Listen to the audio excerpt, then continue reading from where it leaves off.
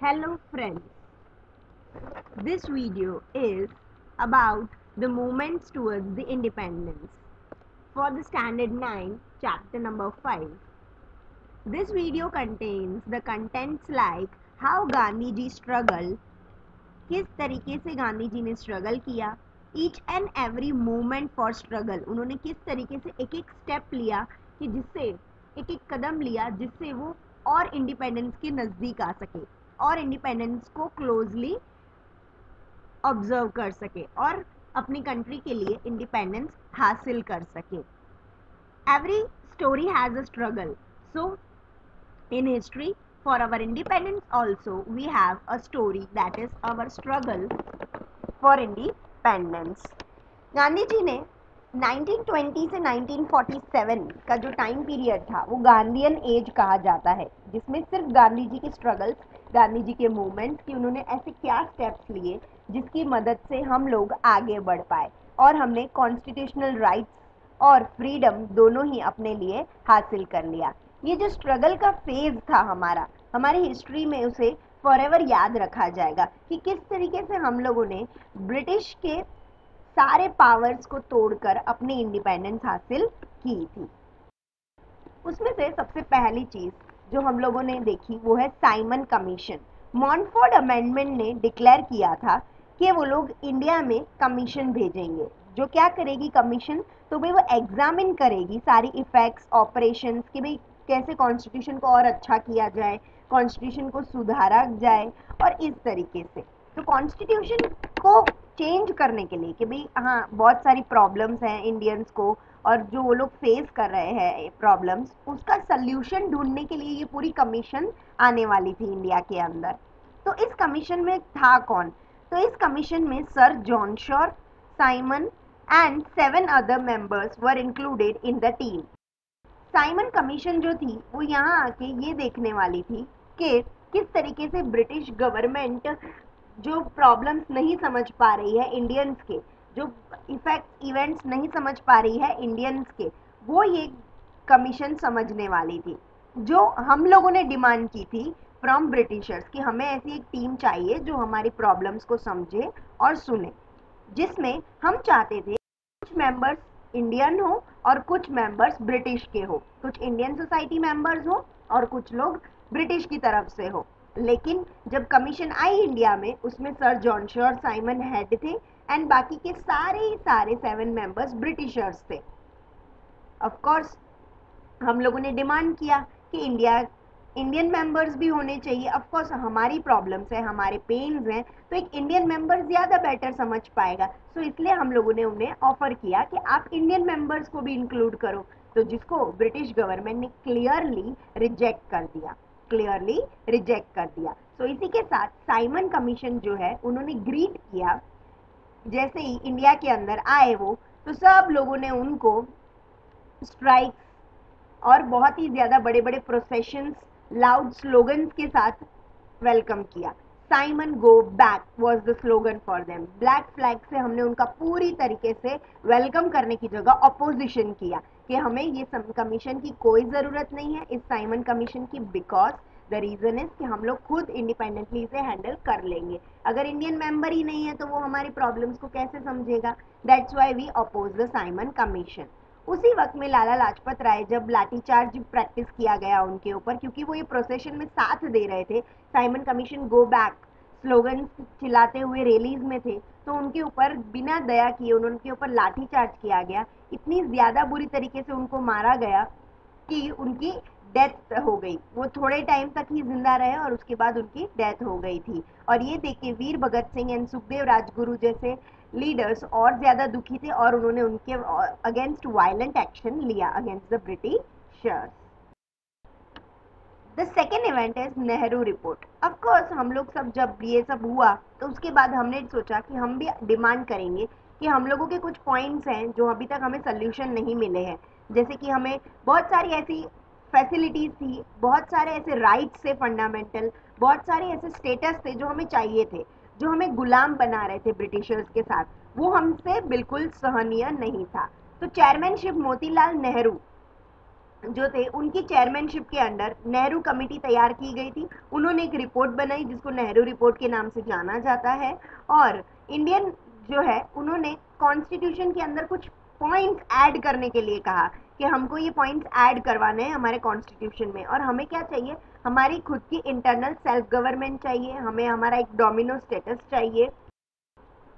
तो national general assembly ने president थे जो उनके, उन्होंने नेहरू कमेटी रिपोर्ट तैयार कर ली पूरी तरीके से, जिसमें कुछ ये खास पॉइंट है कि हमारी खुद की इंडिपेंडेंट जुडिशरी हो, हमारे पास फंडामेंटल राइट्स हो, एडल्ट सफरेज यानी वोटिंग करने का अधिकार हो। तो ये सारे पॉइंट्स थे जो नेहरू रिपोर्ट में हमने प्रेजेंट किए थे नेशनल असेंबली यानी कि जो ब्रिटिश गवर्नमेंट थी उनके सामने हमने क्या किए, प्रेजेंट किए। ऑफ कोर्स ब्रिटिश गवर्नमेंट ने इवेंचुअली उसे रिजेक्ट कर दिया, क्योंकि अगर ब्रिटिश गवर्नमेंट हमें पावर दे देगी तो उनकी पावर कैसे चलेगी। तो इस तरीके से ये रिपोर्ट जो थी वो पूरी तरीके से रिजेक्ट।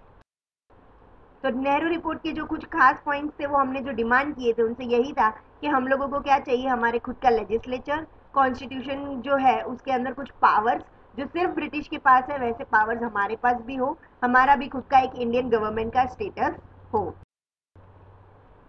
ऑफ कोर्स जैसे ही नेहरू रिपोर्ट रिजेक्ट हुई, सभी लीडर्स समझ चुके थे कि अब हमें ये सब छोटी छोटी चीज़ें जो हम ब्रिटिश से डिमांड कर रहे हैं वो हमें नहीं चाहिए। अब हमें क्या चाहिए, कंप्लीट इंडिपेंडेंस चाहिए। हम क्यों ब्रिटिश के सामने हमारी चीज़ों के लिए डिमांड करें, तो हमें क्या करना है, कंप्लीट इंडिपेंडेंस चाहिए। हमें एट एनी कॉस्ट हमें क्या चाहिए, कंप्लीट इंडिपेंडेंस चाहिए। तो असेंबली मेंबर्स जैसे कि जवाहरलाल नेहरू, सुभाष चंद्र बोस, ये एक्टिव लीडर्स में से थे। उन लोगों ने मिलकर रिजोल्यूशन बनाया इंडिपेंडेंस का और शपथ ली कि कुछ भी हो जाए, 26 जनवरी 1930 को ये शपथ ली गई थी कि अब हम जो भी लड़ाई लड़ेंगे उसमें हमें सिर्फ और सिर्फ एक ही चीज़ चाहिए, स्वराज्य, दैट इज कंप्लीट इंडिपेंडेंस, पूर्ण स्वराज्य चाहिए हमें, हमारा खुद का इंडिपेंडेंस चाहिए, हमारा खुद को फुल फ्रीडम चाहिए कि हम हमारा खुद का कॉन्स्टिट्यूशन ड्राफ्ट करें। And see the historic moment, जिस दिन हमने शपथ ली 26 जनवरी 1930 और कुछ सालों के बाद 26 जनवरी 1950 में हम लोगों ने अपना खुद का कॉन्स्टिट्यूशन बनाया सेम डे और उसे as a republic day celebrate किया। So it is a good memory for our independence. The first struggle जो गांधी जी ने की, जिसकी मदद से हम लोग ने इंडिपेंडेंस की तरफ एक कदम बढ़ाया, तो वो थी दांडी यात्रा, द फेमस दांडी यात्रा, जिसने हमें कॉन्फिडेंस दिलाया, नेशनल अवेयरनेस दिलाई कि नहीं अब बहुत हो चुका, अब हमें क्या चाहिए, इंडिपेंडेंस चाहिए। तो सिविल डिसोबीडियंस मूवमेंट की मदद से ये यात्रा स्टार्ट की गई थी। गांधी जी ने डिसाइड किया था कि हम दांडी विलेज सत्याग्रह कर कर जाएंगे, जो कि दांडी विलेज पे एक सी कोस्ट है जहाँ पे सॉल्ट प्रोड्यूस करा जाता है, सॉल्ट एक्सट्रैक्ट किया जाता है वहाँ से। तो 11 मार्च इवनिंग को ये फैसला हुआ था, 1000 पीपल थे, 1000 ऑफ पीपल थे जिन्होंने ये सत्याग्रह ज्वाइन करने के बारे में सोचा था कि हाँ हम पूरी तरह आपका साथ देंगे। तो बहुत सारे लोग जो जिन्होंने ये साथ देने का फैसला लिया था नॉन वायलेंस मीडियम से, उनको अरेस्ट भी कर दिया गया, पर गांधी जी ने तब भी गिव अप नहीं किया। ऑन 12 मार्च 1930 जो है गांधी जी की लीडरशिप की मदद से दांडी यात्रा शुरू हुई, और दांडी यात्रा शुरू हुई हरिजन आश्रम, जिसको आज हम गांधी आश्रम भी कहते हैं, वहाँ से ये यात्रा शुरू हुई थी। उन्होंने सॉन्ग्स की मदद से, स्लोगन्स की मदद से ये यात्रा शुरू की थी, और गांधी जी का कहना ये था कि हम अब आश्रम तभी लौटेंगे जब मैं पूरी तरीके से अपने देश के लिए पूर्ण स्वराज हासिल कर लूँगा। उन्होंने सॉन्ग्स गाए, इसी तरीके से उन्होंने एक सेंटेंस भी एड्रेस किया, I shall die the death of a crow and dog but will not return to this ashram without attending Purna Swaraj, कि मैं मौत पसंद करूँगा पर आश्रम तो तभी आऊँगा जब पूर्ण स्वराज मुझे मिल जाएगा। उनका मानना ये था कि brave never run away from struggle, the one who runs by seeing the struggle is not brave, यानी जो बहादुर होते हैं वो कभी भी मेहनत करने से, स्ट्रगल करने से नहीं कतराते हैं, वो कुछ भी करके, हिम्मत करके भी क्या हासिल करते हैं, अपनी मेहनत से पूर्ण स्वराज है या फिर अपना एम है, अपना गोल है, वो अचीव करते हैं। और जो ये स्ट्रगल करने से डरता है वो कभी बहादुर कहला ही नहीं सकता, क्यों, क्योंकि उसने पहले ही हार मान ली कि वो कर ही नहीं पाएगा। गांधी जी जो थे वो सपोर्टर्स के साथ उन्होंने स्टार्ट किया सत्याग्रह। करीबन 370 किलोमीटर्स जितना डिस्टेंस था, जिसमें छोटी से छोटी प्लेसेस, बड़े से बड़ी प्लेसेस, बड़े बड़े रीजन्स जो थे, वहां से लोगों ने ज्वाइन किया सत्याग्रह को। सिविल डिसोबीडियंस मूवमेंट का ही पार्ट था दांडी मार्च। तो उन्होंने ये ब्रेक द सॉल्ट लॉ सबसे पहला रीजन चुना था कि दांडी मार्च के लिए, कि हम अब ये सॉल्ट लॉ नहीं करेंगे। Of course the part of country that is Dandi, जो हमारी पार्ट है कंट्री का, उसके लिए हम टैक्स भरें, जबकि ब्रिटिशर्स फ्री में उसको एक्सेस कर रहे हैं। कंट्री हमारी, टैक्स भी हम पे कर रहे हैं और वो लोग उसे फ्री एक्सेस कर रहे हैं। तो ये तो कहाँ की इंसाफी है, ये तो हमारे साथ सरासर ना इंसाफी है कि हम उस प्रोडक्ट के लिए टैक्स भर रहे हैं जो हमारी कंट्री से आ रहा है और वो फ्री में इंजॉय कर रहे हैं ब्रिटिशर्स। तो इसके लिए दांडी यात्रा की गई थी और सब जगह से लोगों ने उनकी मदद की थी।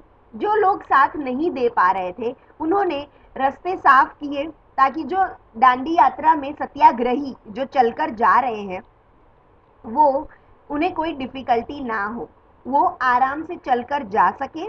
और रास्तों पे फूल बिछाए, घरों में तोरण से डेकोरेशन किया, लाइटिंग्स की, ताकि उनका उत्साह बना रहे। वो ये दिखाना चाहते थे कि पूरी कंट्री उनके साथ है। तो आप आगे बढ़िए, हम भले आपके साथ सत्याग्रह ज्वाइन नहीं कर सकते लेकिन हम फिर भी आपका साथ दे रहे हैं, इस तरीके से। And Gandhi ji appreciated that it is not necessary कि आप हर स्ट्रगल में उसी तरीके से पार्टिसिपेट करो जैसे गांधी जी ने कहा है। Everyone can give input in their own way. Early morning April 6 को गांधी जी ने सॉल्ट लॉ ब्रेक किया by picking handful of salt. थोड़ा सा सॉल्ट हाथ में उठा के उन्होंने कहा I break the salt law. उन्होंने अपनी जोर से आवाज में कहा कि मैं क्या कर रहा हूँ, सॉल्ट लॉ ब्रेक कर रहा हूँ। ऑफकोर्स ब्रिटिशर्स थे, वो चुप तो रहने नहीं वाले थे। उन्होंने भी उनके ऊपर लाठीचार्ज किया, प्रोसेशन रैली को रोकने की कोशिश की, हर मुमकिन कोशिश की उन्होंने इस यात्रा को स्टॉप करने के लिए। पर अब गांधी जी रुकने वाले नहीं थे, क्योंकि उन्होंने अब फैसला ले लिया था कि अब मुझे क्या चाहिए, पूर्ण स्वराज चाहिए अपने देश के लिए। महादेव भाई देसाई ने कंपेयर किया इस इवेंट को महाभिनिष्क्रमण, जो कि एक ग्रेट रीनेन्युकेशन का एक बहुत ही बड़ा सिंबल है, जो बुद्धिस्ट और उनमें इवेंट को बहुत अच्छे से किया जाता है, उस इवेंट के साथ इसको कंपेयर किया गया था कि इस तरीके की स्ट्रगल गांधी जी ने फेस थी। दांडी मार्च, सिविल डिसोबीडियंस मूवमेंट धीरे धीरे आगे बढ़ता जा रहा था और बहुत सारे लोग जो है वो उनकी डेथ भी हो रही थी। The innocent people, lathi charge, arrest, shooting, operation on women and children, even हर तरीके की मुमकिन कोशिश। उन्होंने प्रोसेशन प्रोग्राम्स, इवन उन्होंने वुमेन ने और सब बच्चों ने और सबने स्कूल कॉलेजेस जाना छोड़ दिया था। फॉरेन गुड्स बॉयकॉट करने चालू कर दिए थे। फॉरेन लिकर जो आ रहा था उसको बैन करना चालू कर दिया। दुकानें बंद कर दी, जो लिकर बना रही थी वो दुकानें बंद कर दी गई। रेवेन्यू टैक्स पेमेंट स्टॉप हो गया। सत्याग्रह जो था वो अनटचेबिलिटी जैसी प्रैक्टिसेस को रोकने के लिए शुरू हो गया। यानी अब सिविल डिसोबीडियंस मूवमेंट जो था वो शुरू हो गया था। अब ब्रिटिशर्स को ये रियलाइज करवाना था कि हम अब और चुप नहीं बैठेंगे, हम स्ट्रगल करेंगे और हम अपने लिए इंडिपेंडेंस हासिल करेंगे। हमें उन्हें वीक करना था, उनके पावर एजिटेशन को वीक करना था। हमें उनकी स्ट्रगल से बताना था कि अगर आप हमें साथ लड़ोगे तो हम भी प्रूव करके दिखाएंगे कि हम गलत नहीं हैं। लाठीचार्ज हुआ, फिर भी कोई रुका नहीं। जेल में डाला, तब भी रुका नहीं। हर क्रूअल एक्टिविटी, हर अदर एट्रोसिटीज, सब कुछ उन्होंने इस्तेमाल किया। हर क्रूअल तरीका उन्होंने इस्तेमाल किया to weak our power, but we became more stronger and we got more power. जितना वो लोग हमें नीचा कर रहे थे, हम उतना और ऊपर उठ रहे थे। बहुत सारे leaders like Abdul Gruffudd Khan, उनको फ्रंटियर गांधी कहा जाता था, उन्होंने भी वाड़ालाल बॉम्बे में अभी स्ट्रगल की गई। कस्तूरबा गांधी ने, उनकी लीडरशिप में भी बहुत सारी फॉरेन लिकर शॉप्स बंद करवाई गई। इसी तरह सत्याग्रह की मदद से, गांधी जी की मदद से हम लोगों ने ये तरीके से दांडी मार्च, सिविल डिसोबीडियंस मूवमेंट की तरह से हमने क्या हासिल किया, ब्रिटिश को ये रियलाइज करवाना कि हम सब अब अलग नहीं हैं, we are united. Dharasana in सूरता एंड वीरमगाम, ये सब प्लेसेस में जो है हम लोगों ने सॉल्ट लॉ एजिटेशन को तोड़ने की कोशिश की। द नेक्स्ट इवेंट जो हमारे हिस्ट्री में है वो है Gandhi Irwin pact. Gandhi Irwin pact भी ऑफकोर्स उसी चीज के लिए था जो हमें नहीं मिल रही थी। वो है हमारी खुद की फ्रीडम, खुद के कॉन्स्टिट्यूशनल रूल्स, हमारे फंडामेंटल राइट्स, हमारे बेसिक राइट्स जो है उसके लिए। तो गांधी जी ने बोला कि हम एक राउंड टेबल कॉन्फ्रेंस करते हैं जिसमें हम ये सब चीज़ें डिस्कस करेंगे कि हमारा कॉन्स्टिट्यूशन कैसा होना चाहिए, कौन सी पॉलिसीज होनी चाहिए, कौन से ऐसे रूल्स एंड रिफॉर्म्स होने चाहिए। तो फर्स्ट राउंड टेबल कॉन्फ्रेंस रखी। फर्स्ट राउंड टेबल कॉन्फ्रेंस के अंदर, फर्स्ट राउंड टेबल कॉन्फ्रेंस में ये डिस्कस किए गए पॉइंट्स थे कि भाई कॉन्स्टिट्यूशन किस तरीके से रखी जाएगी या क्या होगा। To reconcile with Congress, a pact between Gandhi ji and Irwin was made, which is known as Gandhi-Irwin Pact. यानी ऐसा डिस्कशन हुआ और फाइनल हुआ कि कुछ पॉइंट्स गांधी जी के और कुछ जो ब्रिटिश लीडर है इरविन, उनकी बात मानी जाएगी। इसीलिए इसे गांधी इरविन पैक्ट भी कहा जाता है कि जिसमें हम लोग क्या करेंगे, कोलैबोरेशन करेंगे कि भाई हाँ, आपकी जो भी बातें हैं वो हम सुनेंगे और आपकी जो भी बात है वो उसको भी हम कंसिडर करेंगे इस तरीके से। तो गांधी जी ने अग्री कर दिया कि हाँ ठीक है।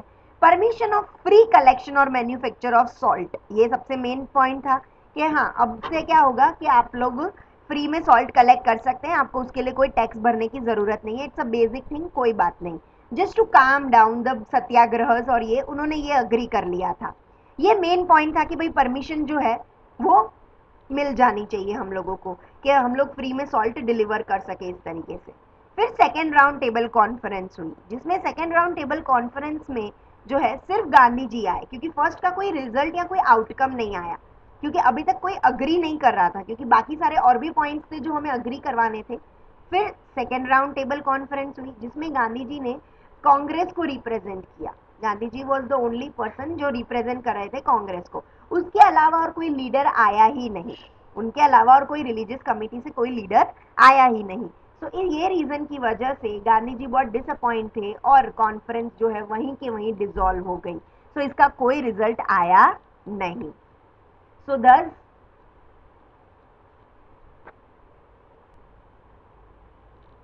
this was the last part of the video. We'll continue the video in next second part about Quit India movements and Azad Hind Fauj. Thank you for watching video.